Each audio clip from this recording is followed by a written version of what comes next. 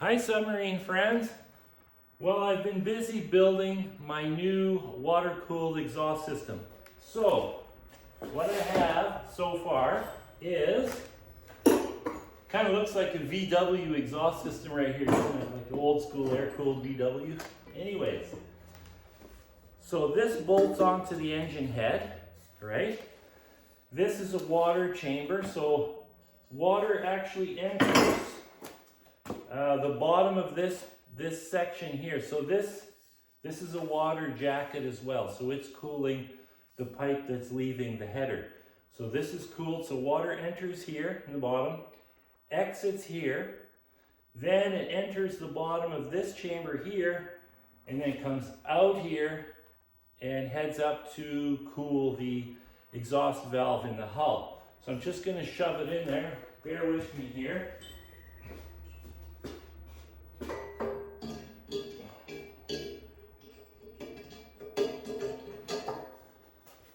Okay, so it comes out right here, you can see. So now I put a flexible coupler on there, which connects to a bulkhead right here.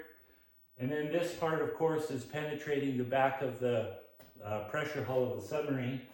So from this point will be a bolt-on flange.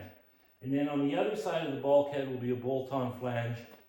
And the exhaust will carry out through the water-cooled pipes that lead out through the hull.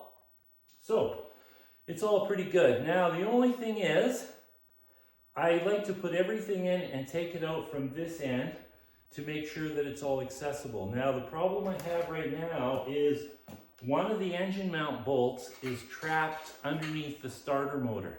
So if I want to pull the engine out while I'm out at sea, so to speak, then I need to remove the exhaust manifold. No problem, I already tested that, I can do it from this end.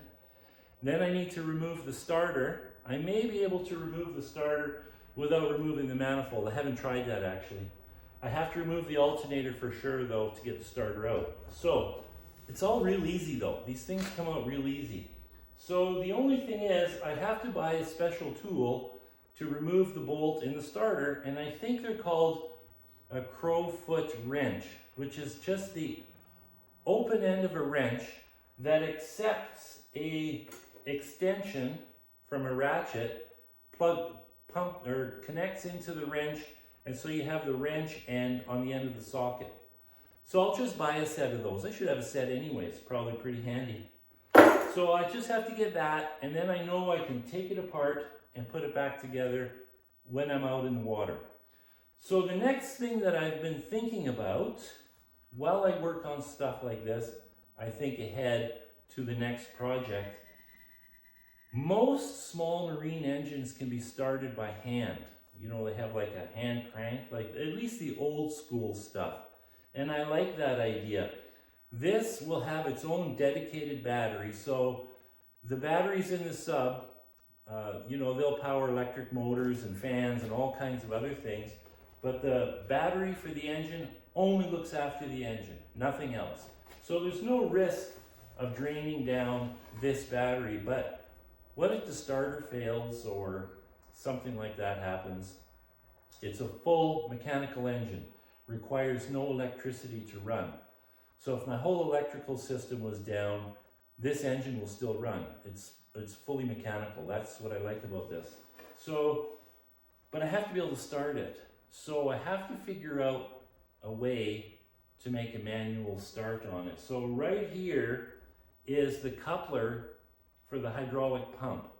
So I was thinking about putting some kind of a sprocket on the outside of this Lovejoy coupler. And I don't know if you've ever seen the old Maytag washing machine gasoline motors. They have like a little kickstart. So it'd be like a motorcycle kickstart, except I'd have to have an arm that comes out and I could just give her one of these. I mean, this engine starts instantly, so it wouldn't take much, but I need something. So I don't know, maybe somebody has a better idea. I even thought about reverse flowing hydraulic fluid into the hydraulic pump, turning it into a motor. But then once it starts, it becomes a pump, so I don't know, that could get tricky. So that's what I gotta think about. That's what I think about when I can't sleep. Anyways, that's the progress up till now. Ciao.